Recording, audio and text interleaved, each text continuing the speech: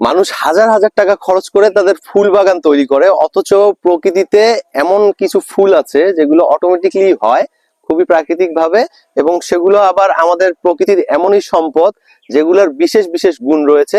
হ্যাঁ দর্শক, আজকে কথা বলছি কানশিশা গাছ বা দণ্ডকলস, বিভিন্ন নাম আছে এর।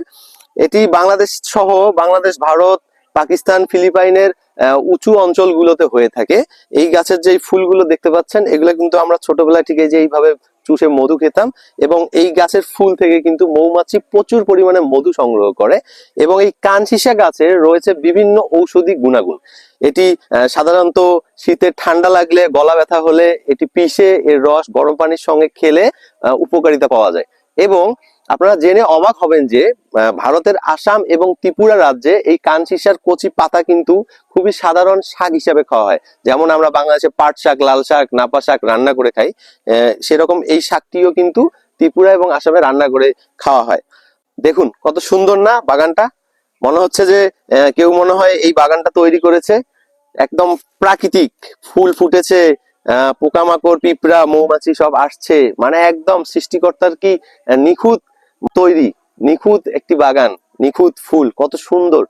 কানশিশার বৈজ্ঞানিক নাম লিউকাস অ্যাসপেরা। এটি আপনার সাধারণত জ্বর, সর্দি, মাথা ব্যথা, কাশি এবং পেট ফাঁপা, বদ হজমের মতো সমস্যায় এর পাতা বেটে বিভিন্ন প্রক্রিয়ায় গরম পানির সঙ্গে বা কখনো শাক হিসাবে বা কখনো কাঁচায় খেলেও খুবই উপকার পাওয়া যায়। কানশিশা গাছের পাতা আপনার বাত ব্যথা, যাদের অনেক পুরাতন বাত ব্যথা রয়েছে, তাদের পায়ের বা হাঁটুর বা কোমরের বাত ব্যথায় কানশিশার পাতা বেটে লাগিয়ে দিলে বেশ আরাম পাওয়া যায়।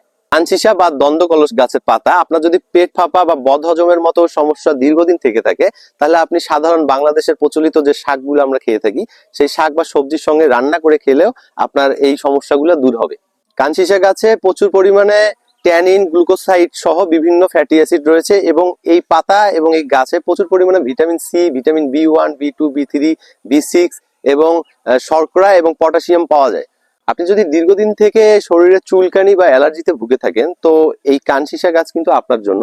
আপনি এই গাছের ফুল, পাতা, ডাটা সবকিছু বেটে গরম পানির সঙ্গে দিয়ে গোসল করলেও বেশ উপকারিতা পাবেন। এবং তাছাড়া এই কানশিশা গাছ আপনি গায়ে ঘষে দিলেও আপনার চুলকানি বা খোসপাচড়া কমে যেতে পারে। বাংলাদেশের মৌলভীবাজার জেলার চা বাগানের মুন্ডা আদিবাসীরা এই শাকটিকে ডুরপি নামে ডেকে থাকে, এবং নেত্রকোনা জেলার হাজং আদিবাসীরা এই শাকটিকে দমক্লাই, ডরপি বা ডংক্লাইভ নামেও ডেকে থাকেন। বাংলাদেশের সিলেট এলাকার বাঙালি হিন্দুদের শ্যামা পুজোর সময় আরতিতা নামক পর্বের সময় কিন্তু এই শাক অন্য শাকের সঙ্গে মিশিয়ে খাওয়া হয়। মেয়েদের মাসিকের সময় কিন্তু অতিরিক্ত রক্তপাত কমাতে বিভিন্ন ভাবে ব্যবহার হয়ে থাকে। আপনি জানেন কি এই কানশিশা গাছের পাতা অনেকটা প্রাকৃতিক অ্যান্টিভেনম?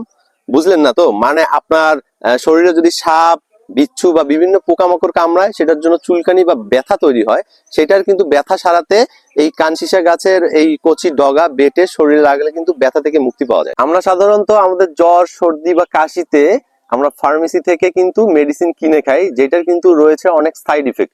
কিন্তু আল্লাহর দেয়া এই প্রকৃতিতে যত ভেষজ গাছ আছে, এগুলোর কিন্তু কোনো সাইড ইফেক্ট নাই। তো ওষুধের উপর নির্ভরতা কমিয়ে আমাদের কিন্তু ভেষজ এবং এই প্রকৃতির উপর নির্ভর হওয়া উচিত, তবেই সুস্থ থাকা সম্ভব।